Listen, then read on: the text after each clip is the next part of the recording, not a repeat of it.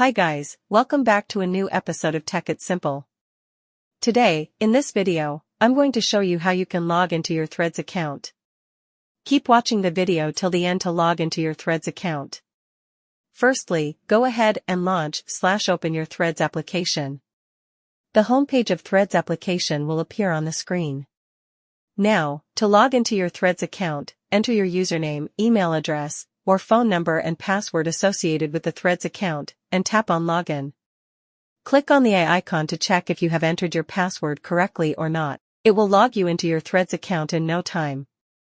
This is how you can log into your Threads account quickly and easily, just in a few steps.